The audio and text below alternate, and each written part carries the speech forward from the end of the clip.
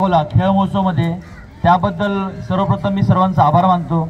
त्याचबरोबर आरटीओच्या जाधव मॅडम आहेत आणि इथे उपस्थित असलेले सर्व सहकारी, मग ते मिलेनियम हॉस्पिटलची ॲम्ब्युलन्स असेल किंवा इतरत्र सकाळपासून ही जी आपली सर्व लोक आहेत, जी कोऑर्डिनेटर्स आहेत, ती सकाळी मॉर्निंगपासून इथे फक्त आणि फक्त प्रत्येकाला काय सहकार्य करता येईल या भावनेने इथे उपस्थित आहेत। आज दिवसभरात इथे खेळ महोत्सव अशाच जल्लोषात साजरा होत असतो।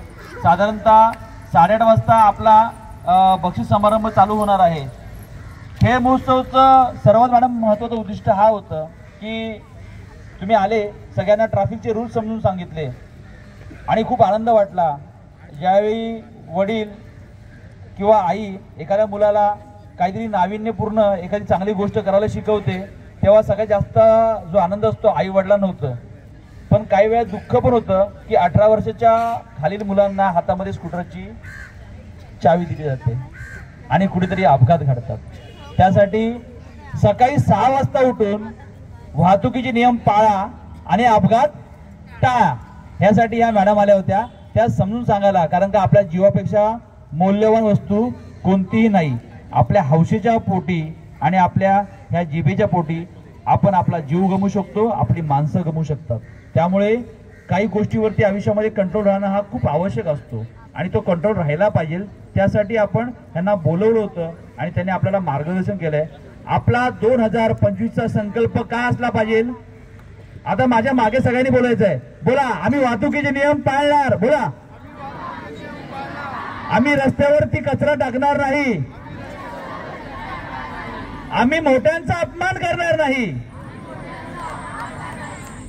आणि शासनाने जे नियम घडून दिले आहेत त्याचं आम्ही काटेकोरपणे पालन करू।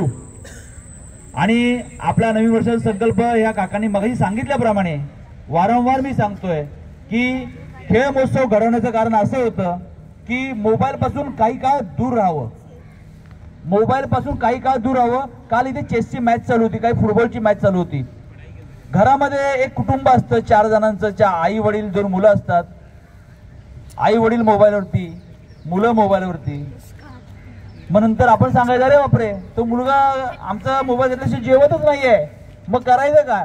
जसं वाहनांचा दहशतवाद वाढलाय तसा ह्या मोबाईलचा आणि सोशल मीडियाचा दहशतवाद वाढलाय। हा त्या खेळ महोत्सवाच्या माध्यमातून कुठेतरी थांबला पाहिजे। आपली एकत्र कुटुंब पद्धत आहे। इथे आम्ही काल बघितलं की किती छान सुंदरशे आपले आई वडील आपल्या पाल्याला घेऊन येत होते। आता पण हे सगळे आलेत ना, हे पालक, या सगळ्या पालकांसाठी पहिले टाळ्या वाजवा, कारण का तुम्ही इथे सगळे उठून आलेत पण तुम्हाला उठवणारे हे पालक आहेत। आणि काय असतं माहितीये, आपले आई वडील, आपले आजी आजोबा जसे आपली काळजी घेत आहेत, ज्या पद्धतीने आपल्याला मोठं करतायत, त्यांचा आदर ठेवणं अपेक्षित आहे। या सोशल मीडियाच्या माध्यमात जे मोबाईलवरती खोटं दिसतंय ते पण आपण खरं मानतोय, असं न होता ह्याच्या पुढे आपण एकच गोष्ट लक्षात ठेवा की ह्या खेळ महोत्सवाचा जो विषय आहे तो संपल्यानंतर सुद्धा ह्याचे नियम आपल्या डोक्यात ठेवून ते आपण कसे पाळू शकतो। सकाळपासून सगळेजण आपण स्पर्धक इथे हजर राहिले। जे स्पर्धकांनी नियम पाळलेत, मी वारंवार सांगितलं मगाशी सुद्धा, ज्या स्पर्धकांनी नियम पाळले आहेत त्यांना आपण बक्षीस देणार आहोत। ज्यांनी नियम टाळले आहेत त्यांना बक्षीस मिळणार नाहीये। त्यामुळे काळजी घ्या। मी पहिला आलो, हा दुसरा आलो, त्यापेक्षा जास्त गरज अशी आहे की आम्ही इथे नोंद केली आहे, संध्याकाळी 8:30 वाजता शार्प ज्यांची नावं आहेत त्यांनी इथे या, ज्यांची नावं नाही घेतली गेली आहेत त्यांनी पण इथे या।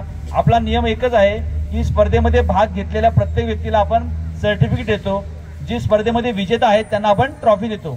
बाकी इथे दिवसभर खेळ महोत्सव चालू आहे, आपण इथे यावं आणि आपण कुठलाही खेळ खेळावा ही आमची अपेक्षा आहे। आणि मला असं वाटतं आज दिवसभरात ही अपेक्षा पूर्ण होईल आणि काही काळ सगळेजण मोबाईल पासून दूर राहतील। ठीक आहे, सगळ्यांनी आपण इथे आलेत त्यावेळी सगळ्यांना धन्यवाद मानतो। जय हिंद, जय महाराष्ट्र। आजचा कार्यक्रम इथे संपलेला नाहीये। 10 वाजता पुन्हा एकदा मॅरेथॉन सुरुवात होणार आहे। मॅरेथॉन नाही, 100 मीटरची रनिंग आणि बाकीचे लहान लहान मुलांचे खेळ सुरुवात होणार आहे आणि महिलांचे जे खेळ आहेत ते संध्याकाळी 4 वाजता सुरुवात होणार आहे। आपला 1 ते 4 वाजेपर्यंत ब्रेक असेल, बाकी सगळे खेळ दिवसभर चालतील। धन्यवाद।